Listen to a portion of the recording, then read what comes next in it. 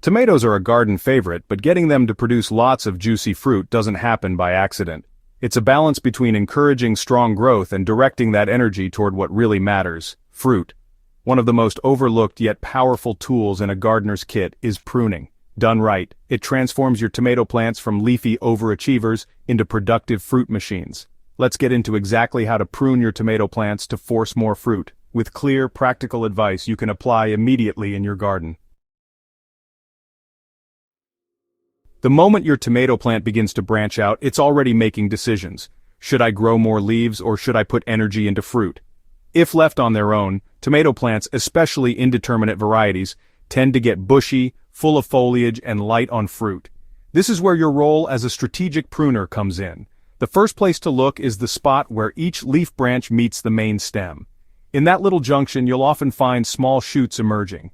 These are called suckers. While they seem harmless, suckers grow into full branches, creating more leaves and flowers. But more branches mean more competition for nutrients, light, and water.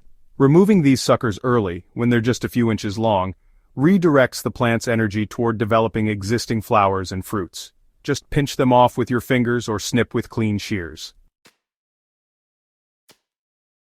Next comes leaf removal. Your tomato plant only needs so many leaves to photosynthesize efficiently. Too many leaves, especially older ones near the base, block airflow and shade the lower fruits.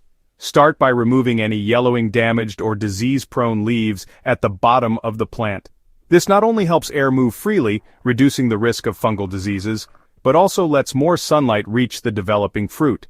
As the plant matures, take a step further by removing a few healthy leaves near the center of the plant.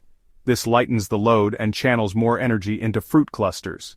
Most gardeners find that leaving around 6 to 7 mature leaves per plant is a sweet spot, enough to keep photosynthesis going without overcrowding. Another powerful move for indeterminate tomatoes is a technique called stopping off. These plants can grow like wild vines, climbing endlessly and pushing out more flowers and leaves well into the season. But when your plant hits the desired height, usually around the top of a trellis or cage, it's time to stop the vertical growth. Simply pinch out the growing tip at the top of the main stem.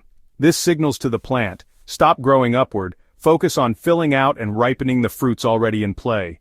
Especially late in the season, this can make the difference between green tomatoes that never ripen and a harvest basket full of red beauties. For those end-of-season fruits that need a final push to ripen, prune back the plant to just above the last bunch of green tomatoes. This final haircut forces the plant to spend its remaining energy on ripening instead of continuing to grow leaves. If you're in a race against early frost or shortening daylight, this is your best shot at squeezing out a full harvest. As effective as pruning is, it's important to avoid overdoing it. Taking off too many leaves or suckers all at once can shock the plant, slowing down production or even stalling it altogether. Spread your pruning over several days if the plant is especially bushy. Be gentle and observe how the plant responds. Pruning also works best in partnership with proper care.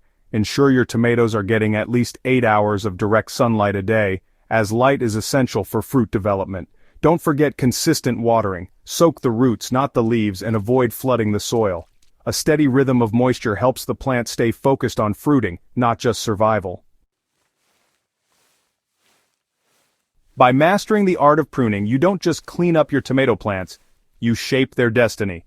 With a bit of observation, gentle guidance, and timely cuts, you can turn a leafy jungle into a productive tomato powerhouse. So grab those shears, head to the garden, and help your tomatoes do what they were meant to do. Fruit and fruit like crazy.